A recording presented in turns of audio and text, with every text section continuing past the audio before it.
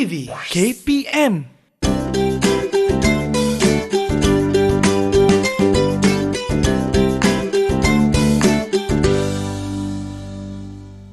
Assalamualaikum dan salam sejahtera. Anda sedang menonton rancangan Didik TV KPM. Saya Syafiqah Farahin dan kita bertemu dalam slot pentaksiran bilik darjah atau nama singkatannya PBD.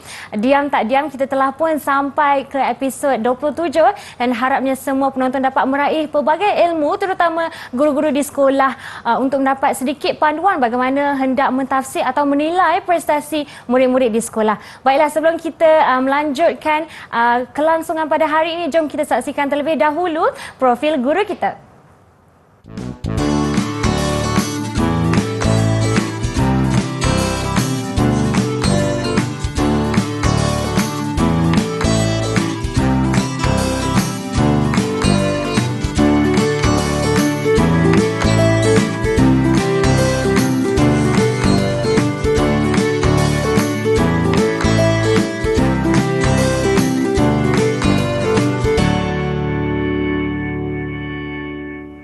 Baiklah, itu profil guru kita pada hari ini. Tapi sebelum itu, saya ingin memperkenalkan juga jurubahasa isyarat kita, iaitu Cikgu Nur Farazila Abdul Rahim dari SM Pendidikan Vocational Shah Alam Selangor. Hai Cikgu Farazila, apa khabar?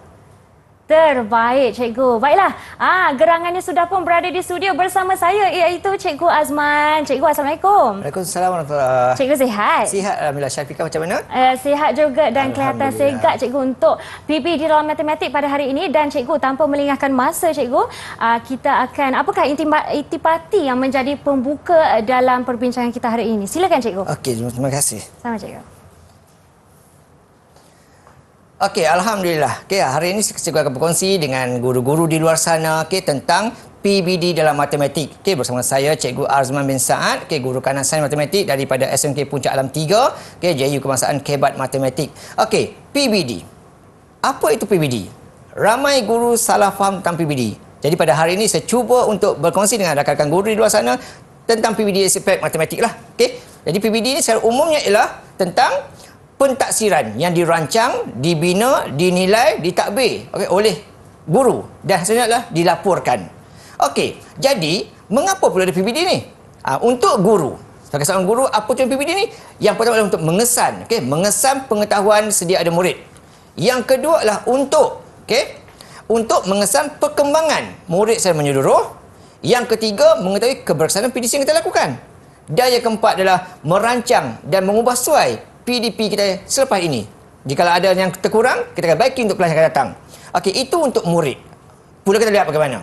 Untuk murid pula, mengapa PDP penting? Yang pertama sekali untuk mengesan perkembangan diri sendiri. Murid tahu mereka ni faham tak faham. Kemudian mengenal pasti kekuatan dan kelemahan murid sepanjang pembelajaran tersebut.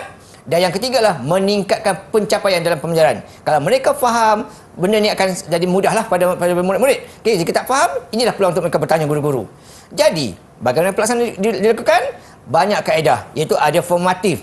Formatif ada dua jenis. Yang pertama adalah formatif untuk pembelajaran. Yang kedua, formatif untuk sebagai pembelajaran. Dan yang ketiga adalah sumatif, untuk tentang pembelajaran. Ada perbezaan antara untuk pembelajaran, sebagai pembelajaran dan juga tentang pembelajaran. Okey, seterusnya, cara pelaksanaan, semua guru sudah menggunakan cara yang sama, iaitu yang pertama sekali adalah kaedah lisan. Kita bercakap dengan murid kita. Yang kedua adalah pemerhatian. Kita melihat tingkah laku murid kita. Dan yang ketiga adalah secara bertulis. Kita memberikan ujian, latihan dalam kelas dan murid melakukannya. Okey, seterusnya, pelaporan PBD. Setiap guru perlu simpan. Apa dia pelaporan ni? Ialah proses penyampaian maklumat pentaksiran kepada umum. Yang kedua, mengapa pula ada penyimpanan laporan ni? Untuk mengesan kemajuan murid. Dan yang ketiga ialah bagaimana disimpan? Pelbagai kaedah digunakan. Melaporkan tak penguasaan murid-murid untuk setiap kelas dilakukan. Okey, seterusnya kita lihat buku teks yang digunakan dalam tingkatan 4 dan 5 adalah buku teks warna biru dan juga warna merun. Inilah cantik bukunya, isi pun cantik. Jadi seterusnya kita tengok fikrah. Matematik KSSM tingkatan 4 dan 5 ni bertujuan untuk melahirkan murid yang fikrah matematik. Maksudnya otaknya tu adalah otak matematik. Dalam DSKP kita ada dinyatakan jelas. Ada bidang pembelajaran, nilai, kemahiran dan proses yang perlu murid-murid hadam dan juga kuasai supaya tercapailah hasrat matematik ini kepada masyarakat kita lah. Okey, di mana bidang pembelajaran untuk menengah atas semuanya ada 5, okey, dan 5 iaitu yang pertama adalah nombor dan operasi, okey, yang kedua adalah sukatan geometri, okey, yang ketiga adalah berkaitan dengan algebra, yang keempat adalah statistik kepangkalian, dan yang kelima adalah matematik diskrit. Untuk tingkatan 4 dan 5 ini hanya ada 4 saja kita gunakan, tidak adalah bahagian bidang matematik diskrit. Okey, di mana dalam buku teks kita, okey, dalam DSKP kita telah diterangkan dengan jelas 4 bidang tersebut dan apakah topik-topiknya. Jadi murid-murid akan belajar ke semua topik-topik ini, okey. Satu tingkatan 4 kita 5. Tak banyak topik lah, tingkatan 4 ada 10 topik, tingkatan 5 ada 8 topik sahaja. Okey, proses matematik, okey, dilaksanakan bagaimana? Okey, apa yang dibelajar oleh murid-murid kita? Yang pertama adalah tentu, bila sebut matematiknya, memang orang kata fikir, selesai masalah. Okey, yang kedua adalah penakulan, membuat penakulan. Okey, yang ketiga adalah membuat perwakilan. Okey, membuat perwakilan. Okey, yang keempat adalah komunikasi secara matematik dan yang kelima adalah secara perkaitan. Inilah 5 proses matematik yang mana murid-murid perlu mahir dan gurulah akan membantu murid-murid untuk memahami kelima-lima konsep ini. Alright. Di SKP ni guru-guru semua, okey, jangan dipandang setengah sekali saja, iaitu ketika mana membuat RPT. Kita kena lihat di SKP kita ini daripada muka surat hadapan sehingga surat belakang. Kerana di dalam itulah terkandung semua hasrat Kementerian Pelajaran untuk subjek matematik. Di dalam SKP inilah terkandungnya fokus yang perlu diberikan dalam matematik. Yang kedua, kemahiran abad 21. Apa yang ditekankan? Apa yang perlu murid-murid mahir? Apa yang perlu guru sampaikan? Yang ketiga adalah kemahiran fikir tinggi. Bagaimanakah konsep kebat ini diterapkan dalam matematik? Ada terkandung dalam di SKP ini. Yang keempat, strategi pengajaran. Diajar juga apakah strategi yang sesuai kita gunakan untuk mengajar topik-topik tertentu ni supaya guru ada rasa terbimbing dan dibimbing. Dan yang kelima adalah elemen merata kurikulum. Bagaimana matematik ini dikaitkan dengan subjek lain supaya dapat digabung jalinkan. Dan yang keenam semestinya tentang pentaksaan bilik darjah. Bagaimana PBD ini dilakukan dalam matematik. Okey, jadilah pentaksaan bilik darjah ni apa kita lakukan? Ini dia. Tujuan untuk matematik ni lah ada 2. Yang pertama adalah menguji tahap penguasaan umum setiap murid dalam matematik. Yang kedua adalah menguji tahap penguasaan khusus murid dalam matematik. Itulah 2 tujuan dalam PBD dilaksanakan untuk matematik ini. Okey. Matlamat PBD dalam matematik apa dia? Okey. Yang pertama sekali, bukan nak menguji. Bukan nak menguji atau membezakan murid-murid kita. Yang mana pandai, yang mana tak pandai. Bukan itu tujuannya. Okey. Dan juga dia bukan juga untuk apa? PBD ini betul untuk menentukan RPA yang guru-guru rancang berjaya tidak dilaksanakan. Tercapai atau tidak objektifnya. Okey. Yang ketiga adalah untuk tambah baik PDPC. Kalau kali ini kita buat tak tercapai, kita ubahlah. Itu tujuan PBD dilaksanakan. Kalau murid tu tak mencapai, tak menguasai apa yang kita ajari, kelas akan datang, kita boleh rancang. Okey, buat penambahbaikan, penggayaan, pemulihan dan sebagainya. Okey, satunya adalah untuk bantu murid yang belum lagi menguasai topik yang telah diberikan. Itu tujuan semua teman PBD. Tapi masalah sekarang ialah, isu sekarang ialah ramai guru beranggapan PBD lah menguji penguasaan murid. Diisi betul sekali. Waktu bila? Waktu SU PBD minta, sekolah minta, guru-guru isi. Jadi jangan begitu. PBD tujuan untuk menambah baikkan kualiti PDP yang kita lakukan, juga membantu murid-murid untuk memahami topik-topik itu dengan lebih dekat dan lebih jelas lagi. Alright, itu Syafiqah yang saya cerita awal-awal ni. Baiklah, Cikgu Azman, terima kasih atas perkongsian termasuklah proses dan fokus matematik yang terlibat dan juga matlamat PBD dalam matematik. Baiklah, kita akan berhenti berehat seketika dan sekembalinya nanti lebih lanjut mengenai PBD dalam matematik tingkatan 4 dan 5. Nantikan selepas ini.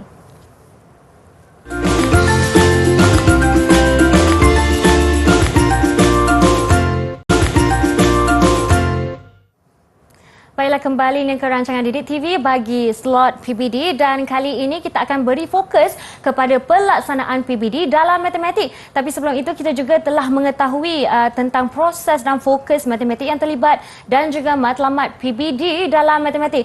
Jadi bagi anda yang terlepas, jangan risau, anda boleh juga menonton kami di saluran YouTube kami Didik TV KPM. Baiklah, tanpa melengahkan masa, saya menjemput Cikgu Azman untuk silakan dengan segmen kita iaitu pelaksanaan PBD. Silakan Cikgu.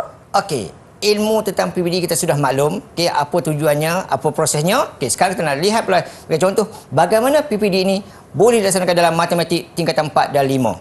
Okey, saya mengambil kira. Topik yang saya nak bincangkan ialah matematik tingkatan 5, okey, di mana topik bab 2 matriks, Okey, SK standard kandungannya adalah 2.2 operasi asas metrik dan standard pelajarannya adalah 2.2.3 iaitu mendarab 2 metrik. Okey, saya akan tunjukkan sini bagaimana contoh pelaksanaan PDPC dilakukan dan bagaimana PBD boleh dilaksanakan oleh guru-guru. Ini sebagai guideline, sebagai panduan kepada guru-guru. Mungkin guru-guru ada idea lain, tak ada masalah. Ini sebagai contoh kepada pelaksanaan dalam SP kita. Okey, SK-nya adalah operasi asimetrik dan SP-nya adalah mendarab 2 metrik. Okey, alright. So dalam kes ini saya mencadangkanlah contoh kalau saya diberikan tajuk ini dalam kelas saya akan buat begini. Induksinya ialah saya akan menerangkan pada murid-murid. Okey, saya akan gunakan slide, saya akan gunakan bahan mungkin bertulis di papan putih. Okey, bagaimana cara untuk melaksanakan pendaraban 2 metrik.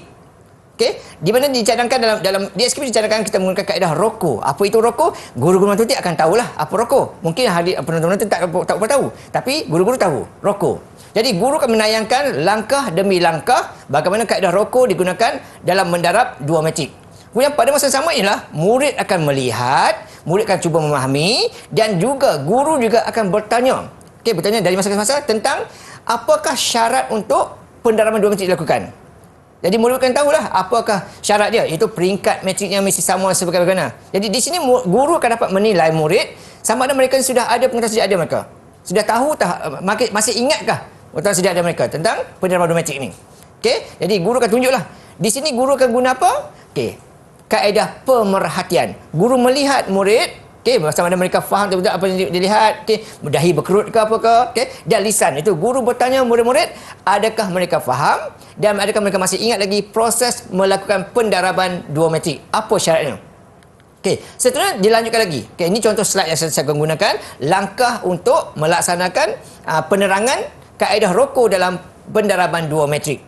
Okey, seterusnya disambungkan lagi kepada aktiviti yang pertama yang mana kita boleh gunakan cara pertama itu murid melakukan aktiviti secara berpasangan atau bersendirian. Okey, bagi kelas yang ramai mungkin agak sukar sikit. Okey, jadi murid akan buat begini. Guru akan beri latihan dan murid cuba melakukan menjawab soalan tersebut secara berpasangan lah, bincang kawan sebelah atau kawan belakang. Jadi murid akan jawab. Saya akan cuba berikan 4 soalan mudah-mudah dahulu untuk murid cuba jawab dan pada waktu inilah pada waktu inilah guru saya akan meronda dari meja ke meja. Saya akan perhatikan hasil kerja murid. Dan kalau ada pelajar yang ada melakukan kesilapan, apa tindakan saya? Saya akan pergi dekat dengan dia, saya akan tanya dia. Betulkah jawapan kamu ni? Macam mana kamu buat? Saya minta dia tunjuklah. Jadi dia mungkin akan terangkan. Saya takkan kata soalan kamu ni salah, jawapan kamu ni salah. Tak boleh gitu. Saya akan bimbing mereka, tanya, bagaimana mereka dapat jawapan begini? Dan mereka sendiri akan tahu nanti, okey, mereka ada buat kesalahan. Itu caranya. Alright. Kemudian, di sini apa saya gunakan? Kaedah bertulis, itu murid menulis jawapan. Dan saya juga bertanya pelajar. Jadi di sini saya gunakan kaedah lisan juga. Saya akan bertanya murid. Seterusnya, dilanjutkan lagi kepada aktiviti yang kedua, iaitu kali ini bagi kelas-kelas yang banyak. Ini contoh sebuah berpasangan, murid akan berbincang sesama kawan sebelah. Tapi ada juga murid kita dalam kelas ni yang mana suka buat kerja seorang-seorang. Tak suka nak bersembang, dia jenis yang malu-malu. Itu guru kena hadapi tu. Alright. Kemudian ini antara contoh lagi lah. Ada gambar-gambar. Ada pelajar yang hanya tengok kawan menulis jawapan, dia tunggu untuk salin jawapan. Ini semua kita kena nilai. Seterusnya. Lanjutan kepada aktiviti yang kedua, iaitu guru memberikan latihan oleh sebab kelas itu ramai muridnya. Nak beri pada seorang-seorang memang sukar. Jadi apa cara yang kita boleh lakukan? Saya mencadangkan guru buatlah secara kerja kumpulan. Pecahlah murid kepada 3 atau 4 ataupun 5 ataupun 6. Ikutlah bergantung pada kelas kita. Alright? Di sini guru akan, ini untuk soalan saya ni, saya akan buat soalan. Pecahkan pelajar dari kumpulan, sekarang bagi soalan spontan. Setiap kumpulan, soalan yang berlainan. Dan mereka akan cuba bekerjasama, mencari jawapan dan cukup masa 1 minit. Tunjuk jawapan. Murid akan tunjuk jawapan bagi pihak kumpulan lah. Benda ini saya akan lakukan sebanyak 2 ke 3 kali lah untuk mengutip markah, supaya mungkin seronok belajar matematik ni. Dalam pada kita kebelajaran bukan seronok lah untuk matematik ni. Di sini, bagi kelas yang ramai, saya kata, bagi kelas yang ramai, guru-guru boleh gunakan kaedah ini. Pecahkan murid kepada kumpulan-kumpulan kecil supaya penumpuan kita, fokus kita lebih kepada ikut kumpulan, bukan lagi individu. Bagi ada sekolah tu murid yang kecil, senang seorang-seorang, tapi untuk yang ramai ni, inilah caranya. Next, tengok apa lagi. Selepas itu, Okey, kita dah uji ikut kumpulan. Okey, apa kita buat lagi? Kita pergi step yang lebih lanjut lagi. Ya, murid yang agak-agak slow sikit tu, kita lebih dekatkan mereka. Okey, berikan latihan tambahan lagi. Okey, tegur mereka lagi, tanya mereka lagi. Yang dah laju ni, kita proceed kepada aktiviti yang ketiga. Okey, apa aktivitinya? Di sini saya akan minta pelajar-pelajar pamerkan markah mereka. Okey, pelajar pamerkan jawapan mereka dan kita beri markah. Okey, dengan tepat menggunakan kaedah itu. Okey, dilakukan untuk 3 soalan tadi. Okey, kaedah yang kita gunakan adalah kaedah ROCO. Okey, seterusnya selepas di sini kita guru-guru boleh gunakan ketiga-tiga kaedah. Pemerhatian, melihat tingkah laku murid, okey, melihat bagaimana keaktifan murid dalam menyelesaikan masalah. Okey, lisan, kita bertanya murid-murid, sesama rakan mereka juga bersembang bertanya tentang jawapan dan bertulis. Dan tentulah belajar menulis dalam lembaran kerja jawapan mereka lah. Guru-guru akan menilai ketiga itu. Okey, ini contoh.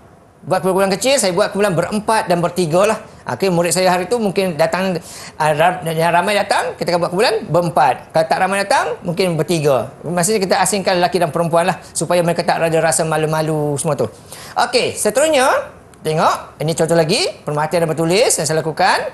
Okey, seterusnya kita pergi lanjut lagi pada aktiviti yang keempat. Aktiviti apa? Di sinilah saya nak lihat pelajar-pelajar mungkin ada yang lebih ke hadapan. Okey, penguasaan mereka lebih baik. Di sini kita akan lakukan yang keempat, iaitu saya akan minta nama pelajar. Pada hari tersebut saya lakukan bagaimana? Saya buat cabutan nama. Okey, sebutan cabutan nama. Okey, saya akan pilih seorang pelajar untuk hadir ke hadapan. Okey, mereka berdiri di hadapan papan putih dan saya akan berikan mereka soalan spontan. Dan mereka perlu menjawab, seterusnya menerangkan kepada pelajar-pelajar lain, rakan-rakan lain, murid-murid lain tentang bagaimana proses mereka menjawab soalan pendaraban 2 matematik menggunakan kaedah ROCO. Di sini murid-murid semua boleh tengok kawannya menerangkan, mereka boleh dapat faham. Sebab kadang-kadang penerangan cikgu tu mereka kurang jelas. Tapi kadang-kadang sesama rakan mereka lebih jelas lagi kerana bahasa mereka gunakan tu. Okey, so di sini kita gunakan kaedah bertulis dan lisan. Okey, seterusnya, ini contoh saya panggil pelajar-pelajar murid-murid datang ke depan. Okey, ada pelajar yang berani datang ke depan. Tak panggil pun mereka berani. Tapi ada pelajar yang terpaksa kita sebut nama, mereka panggil datang ke depan. Okey, tetapi semua pelajar harus diberikan peluang untuk datang ke hadapan dan hadirlah, memberi penerangan, okey, menunjukkan kebolehan mereka. Alright, ini contoh pelajar-pelajar saya yang mana mereka ini berani datang ke depan. Okey, contoh. Okey, ada yang berani datang, boleh menulis dengan baik jawapan, boleh menerangkan dengan baik dengan depan. Itu semua pentingnya. Okay, jadi ketiga-tiga proses pentaksiran ini perlu kita lakukan. Saya ulang sekali, iaitu pemerhatian, okay, lisan dan juga penulisan. Okey, seterusnya kita tengok contoh pelajar-pelajar saya ini, okay, dia berani datang ke depan, menulis, okay, kemudian menerangkan dengan baiklah. Okay, tak semua pelajar berani buat gitulah ya. Okey, dan penutupnya bagaimana? Okey, saya pun bertanya kepada murid-murid semua tentang pemahaman mereka tentang kaedah ROCO yang mereka gunakan tadi. Mereka faham tak faham? Okey, mereka boleh tak boleh? Dan tentulah sebagai penutup pada pembelajaran, kita akan berikan hadiah kepada murid-murid tersebut sebagai galakan supaya mereka terus seronok belajar matematik dan terus terasa matematik susah. Sebab mindset pelajar matematik susah. Itu kita kena ubah selalu. Okey, dengan cara beginilah caranya. Okey, Syafiqah, silakan. Ya, Cikgu Azman, terima kasih atas perkongsian juga. Kali ini kita pun telah mengetahui pentaksiran dalam matematik bukan sekadar pentaksiran tetapi juga melibatkan pelibatan murid secara holistik dan juga kemahiran bersosial dalam kelas ya. Kita akan berhenti berehat seketika dan pastikan anda setia menonton Didik TV KPM.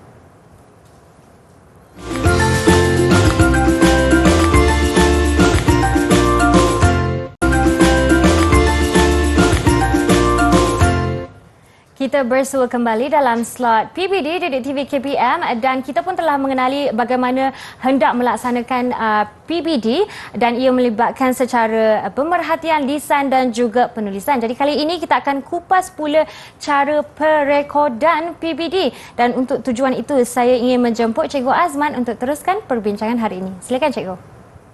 Okey, mengajar sudah, menilai pun sudah, tinggal lagi untuk merekodkan pula. Okey. Ada guru yang beranggapan bahawa TP ini perlu diberikan pada hujung setiap sesi. Setiap habis topik kita akan bagi. Tapi sebenarnya PBD ini bukan begitu.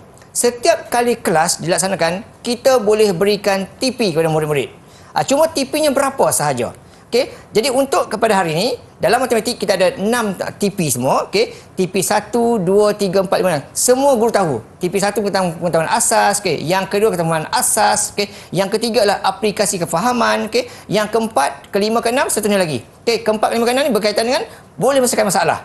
Okey, aplikasi kemahiran untuk selesai masalah, okey.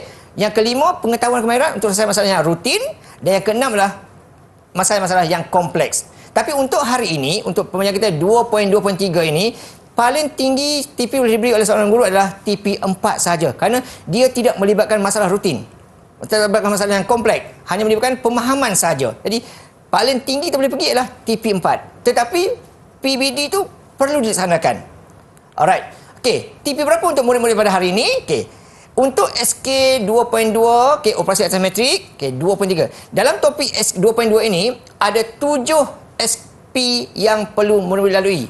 Okey, hari ini kita hanya belajar SP yang ketiga. Maksudnya murid sudah belajar SP yang pertama, kedua, ketiga. Masih ada lagi 4 lagi yang mereka perlu habiskan baru boleh nilaikan secara keseluruhannya. Jadi untuk hari ini macam saya kata tadi, paling tinggi kita boleh beri TP lah TP 4 saja, iaitu aplikasi kemahiran untuk selesaikan masalah yang ringkas. Jadi kalau nak pergi TP 5, TP 6 dia harus pergi pada aspek penyelesaian masalah yang rutin ataupun yang kompleks. Okey, jadi pada hari ini kita tengok lagi sekali, okey, apa lagi? Yang kelima, okey, yang keenam dan yang ketujuh. Okey, ada 7 subtopik dalam 2.2 ini. Habis ketujuh ini baru kita boleh buat kesimpulan secara keseluruhan, TP 6, TP 1 dan sebagainya. Okey, so untuk hari ini, kelas kita pada hari ini 2.2.3, berapakah TP yang saya berikan dan bagaimana TP saya tentukan? Kita lihat satu persatu. Okey, TP berapa untuk anak murid saya ni? Okey. Mendarat 2 matrik. Tidak boleh beri TP 5 dan 6 macam saya kata tadi. Kenapa? Kerana tidak ada soalan yang melibatkan penyelesaian masalah rutin dan juga bukan rutin ataupun kompleks. Okey. Jadi contoh begini, murid saya dalam kelas, saya perhati, saya menilai, okay, mereka ini ada buat perbincangan. Seorang menerangkan, seorang mendengar. Senyap saja. Ada satu jawapan. Jadi di sini berapa TP saya boleh bagi? Pada hemat saya beri TP 2 untuk pelajaran ini. Sebab saya nampak dia faham, okay, dia faham, tapi rakan sebelah tu TP 3. Kerana dia boleh menerangkan pula kepada kawan-kawan tadi. Macam mana dapat soalan itu? Okay. Berikutnya, pelajar yang berikutnya, gambar yang berikutnya. Okey, dia berani datang ke depan. Dia boleh menerangkan juga sebab dia TP 3 juga. Okey, TP 3 juga. Sebab dia ada keyakinan datang ke depan, menulis dan menerangkan jawapan. Okey, seterusnya. TP berikutnya lagi. Murid yang ini lagi. Okey, mendadometrik lagi sekali. Okey, gambar lagi. Tidak boleh beri, macam sama tadi, tidak boleh beri TP 5, TP 6. Okey, pelajar ini pula. Dia datang ke depan, dapat soalan spontan, tetapi dia mampu menjawab, mampu menerang pada murid-murid lain. Maksudnya di sinilah dia sudah mahir, sudah menguasai kemahiran, ada pengetahuan dan boleh menyelesaikan masalah yang diberikan. Jadi saya boleh beri dia paling tinggi ialah TP 4. Okey, kenapa tadi saya kata tadi ialah TP 4 kerana dia boleh dia faham isi kandungan, dia boleh menerangkan dan dia boleh menyelesaikan soalan yang saya berikan itu on the spot gitulah. Okey, jadi TP 4. Kenapa tak bagi TP 5, kemudian bagi TP 6? Kerana tidak ada penyelesaian masalah yang rumit-rumit, yang kompleks. That's why lah diberikan TP 4 sahaja. Okey. Contoh, saya buat catatan. Saya ni sebagai seorang guru, kita boleh buat penilaian pada bila masa saja. Contoh macam hari ini, saya yang contoh dalam lembaran kerja saya. Pelajar ini TP berapa saya boleh beri? Kenapa justifikasi dia? Okey, pelajar ini kenapa dia buat begini? Okey, dia saya simpan. Okey, simpan rekod ini dalam buku rekod saya, okey, dalam lembaran kerja saya, saya ambil gambar juga dan sebagainya. Tapi guru-guru mesti rekod dan analisis setiap penguasaan murid tersebut. Okey, atas kreativiti dan proaktif guru lah. Kadang-kadang ada guru buat senar semak, okey, kadang-kadang ada guru dengan template yang kawan-kawan kongsikan, okey, dan sebagainya. Tapi macam-macam jenis. Gambar pun boleh dijadikan sebagai bahan evidence, bukti. Okey, borang senar semak, aplikasi ni semua ni memang kena ada lah. Tapi tak sebenarnya wajib lah, ya. Okey, selain satu format bukan kepada sekolah. Tapi untuk kita sebagai guru memang perlu ada apa saja kaedah itu guru. Asalkan bila dirujukkan, tahulah pelajar ini boleh dapat TP berapa. Okey, rekod ni ada di mana? Boleh simpan di rata-rata saja. Okey, dari masa ke semasa kita kena buat. Okay, boleh simpan dalam buku rekod mengajar, okay, boleh simpan dalam rekod transit, senarai semak, semua ada. Macam saya kata tadi, gambar pun boleh, video pun boleh. Okay, supaya nanti budak tak petikaikan kenapa dapat. Okay, kenapa dapat TP6, kenapa tak dapat TP1, kenapa dapat TP3, semua kena ada jawapan. Alright. Tetapi ada juga kebaikan PBD ni. Kalau kita buat PBD dengan bagus, yang pertama sekali, dapat ubah pendekatan PBD.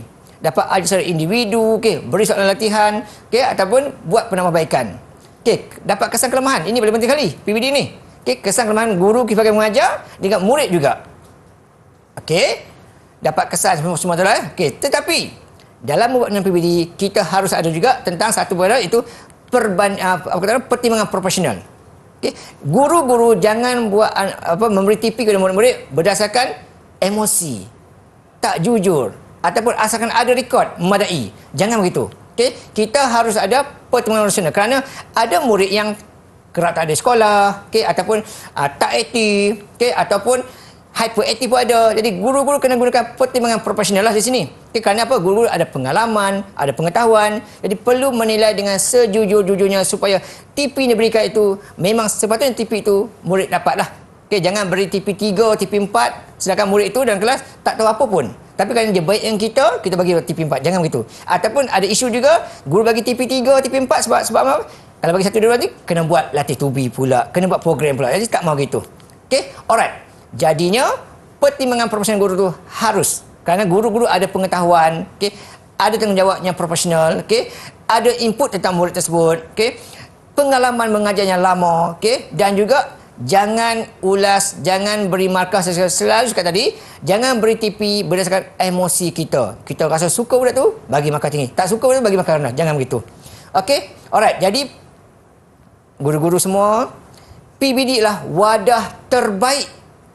Jika kita semua faham, hayati benar-benar apa tujuan PBD ni, ianya adalah wadah terbaik sekali dalam menghayati falsafah pendidikan negara kita.